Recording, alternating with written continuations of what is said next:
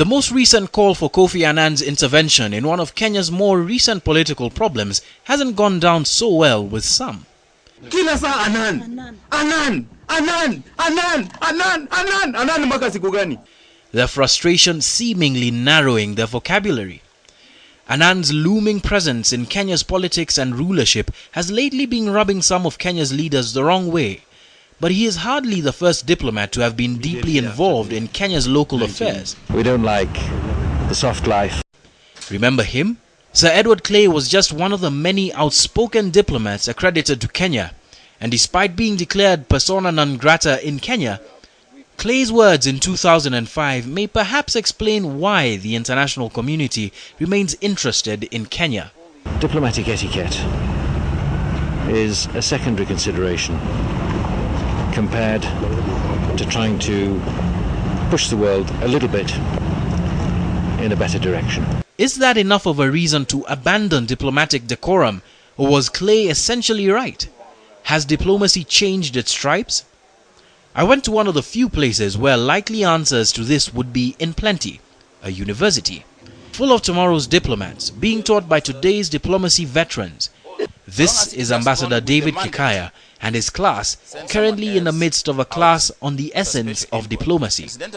I decided to interrupt and ask my own questions. What happened then? Yeah.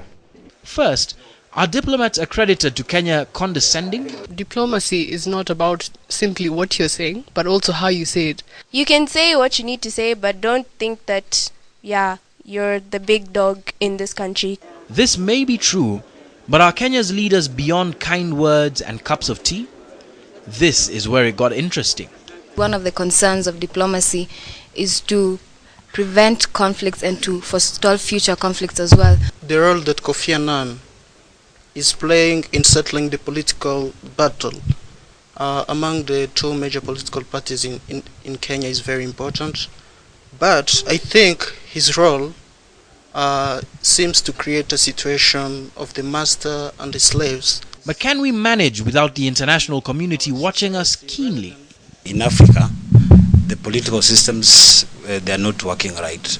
They're still in the mentality of, I have to get for me first, I have to help my people. Nepotism is rampant in our system. Since they had an uninterrupted 200 years to do their things, why can't they let us make our own mistakes, learn from our mistakes? Strong opinions, to be sure, but for the last word, Ambassador Kikaya chipped in.